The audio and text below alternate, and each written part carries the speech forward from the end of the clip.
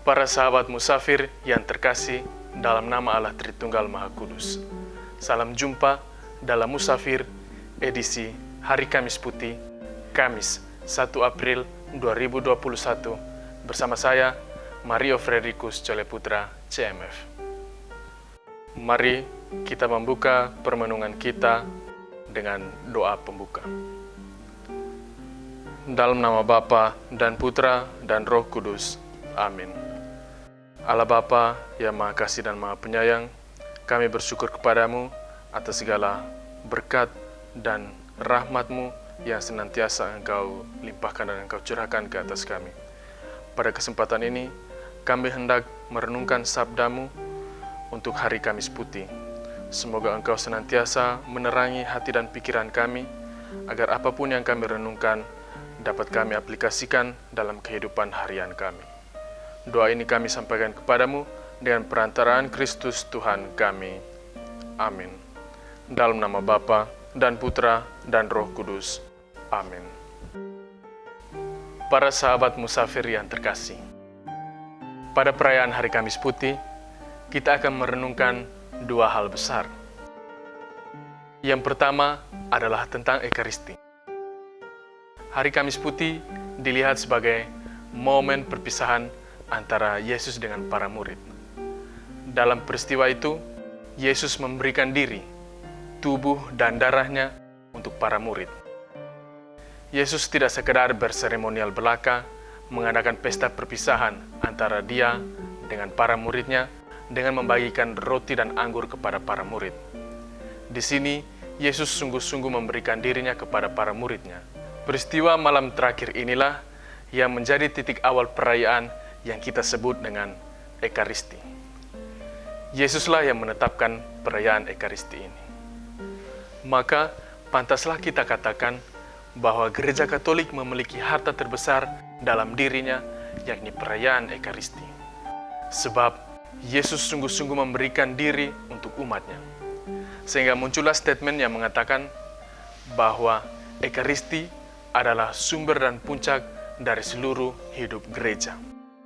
Berangkat dari situlah, Gereja Katolik mempercayai dan mengajarkan kepada kita semua bahwa Yesus Kristus sungguh hadir secara nyata dalam setiap perayaan Ekaristi yang kita rayakan.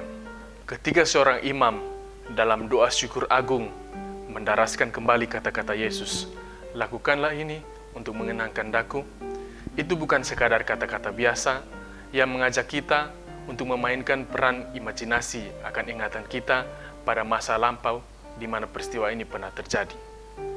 Kata-kata Yesus itu adalah ajakan kepada kita semua untuk turut serta dalam peristiwa yang sama yang kini hadir dan dirayakan saat itu juga. Roti dan anggur yang telah dikonsekrasikan tidak lagi merupakan roti dan anggur, tetapi telah berubah menjadi tubuh dan darah Kristus. Inilah yang disebut dengan transubstansiasi. Dengan ajaran transubstansiasi ini, gereja mengajarkan kepada kita bahwa Yesus sungguh-sungguh hadir secara nyata di depan mata kita. Dalam sejarah gereja, sudah ada banyak mujizat tentang sakramen Maha Kudus ini. Hal ini mau menunjukkan kepada kita bahwa Yesus sungguh-sungguh hadir dalam hosti yang sudah mengalami transubstansiasi. Hal yang kedua adalah tentang komunitas. Dalam perayaan Kudus Hari Kamis Putih, selain menetapkan Ekaristi, Yesus juga mengajak kita untuk merenungkan satu kisah lain yang amat penting yang dapat kita aplikasikan dalam kehidupan harian kita.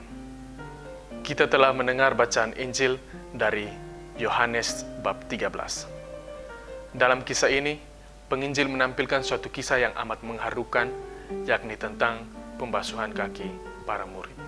Gambaran Yesus yang bangun dari tempat duduk, lalu menanggalkan jubahnya, mengambil kain lenan dan mengikatnya sendiri pada pinggangnya, mengambil sendiri air dan menuangkannya pada sebuah basi, dan kemudian membasuh kaki para murid, adalah gambaran pelayanan Yesus yang sungguh-sungguh. Yesus tidak sedang menunjukkan dirinya adalah pemimpin yang sukanya dilayani, melainkan pemimpin yang mau untuk melayani sesama. Dia adalah Tuhan, tetapi mau menjadi pelayan bagi semua orang. Pelayanan Yesus dalam kisah pembasuhan kaki ini adalah buah cinta kasih-Nya yang utuh kepada para murid. Jadi, cinta kasih adalah landasan utama dari pelayanan Yesus. Itulah mengapa dalam kisah selanjutnya dari Yohanes bab 13 ini, Yesus memberikan suatu perintah baru kepada para murid-Nya, yakni untuk saling mengasihi satu sama lain. Komunitas para murid haruslah dilandasi oleh semangat cinta kasih. Dan memang komunitas yang kuat adalah komunitas yang dilandasi cinta kasih. Para sahabat musafir yang terkasih, lalu apa hubungan antara ekaristi dan komunitas? Antara ekaristi dan komunitas adalah dua hal yang sangat berbeda, tetapi tidak bisa dilepaskan begitu saja. Ekaristi adalah buah cinta kasih Allah yang mau memberikan dirinya kepada umat-Nya yang dikasihinya. Sedangkan komunitas yang hidup adalah komunitas yang dilandasi oleh cinta kasih. Inilah yang menjadi masalahnya, bahwa komunitas seringkali menghilangkan landasan tersebut. Sayang sekali bila landasan itu hilang dari komunitas, sebab ekaristi yang adalah buah cinta kasih Allah mestinya dirayakan oleh komunitas yang dilandasi oleh cinta kasih. Tidak ada ekaristi yang dirayakan oleh sebuah komunitas yang anggota komunitasnya tidak saling mengasihi. Sungguh amat disayangkan apabila kata-kata ekaristi adalah sumber dan puncak dari seluruh hidup gereja tidak diamalkan oleh para warga gereja.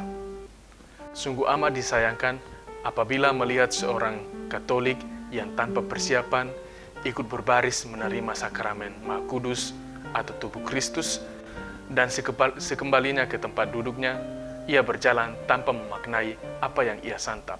Sungguh amat disayangkan pula apabila nilai-nilai luhur yang kita dapatkan dalam ekaristi tidak kita amalkan dalam kehidupan kita setiap hari. Sungguh amat disayangkan juga apabila ekaristi hanya dimaknai sebagai ritus mingguan belaka. Sungguh amat disayangkan pula bila nilai-nilai luhur yang ada dalam ekaristi tidak diamalkan dalam kehidupan keluarga, kehidupan komunitas, kehidupan persaudaraan, dan kehidupan sosial lainnya. Oleh karena itu, perayaan ekaristi akan sungguh menjadi puncak hidup gereja apabila setiap anggota gereja mengupayakan agar hidup mereka menjadi sebuah komunio. Sehingga dalam perayaan ekaristi, pengalaman membangun komunio itu dirayakan, dikuatkan lagi, dan disempurnakan, sebab perayaan ekaristi adalah sakramen cinta kasih dan lambang kesatuan. Tanpa adanya upaya untuk membangun komunitas, perayaan ekaristi hanya dilihat sebagai sebuah perayaan belaka supaya dilihat orang. Untuk itu, marilah kita membangun komunitas yang saling mengasihi satu sama lain, dan marilah kita menimba nilai-nilai luhur yang ada dalam ekaristi untuk kita aplikasikan dalam kehidupan harian kita. Para sahabat musafir yang terkasih, marilah kita menutup permenungan ini dengan doa penutup. Dalam nama Bapa dan Putra dan Roh Kudus. Amin. Allah Bapa yang Maha Kasih dan Maha Penyayang, kami bersyukur kepadamu karena Engkau senantiasa menginspirasi kami dalam merenungkan sabda-Mu. Kami mohon kepadamu agar Engkau senantiasa mengutus Roh Kudus-Mu atas kami, biarlah apa yang telah kami renungkan ini dapat kami aplikasikan dalam kehidupan harian kami. Demi Kristus Tuhan kami. Amin. Dalam nama Bapa dan Putra dan Roh Kudus. Amin.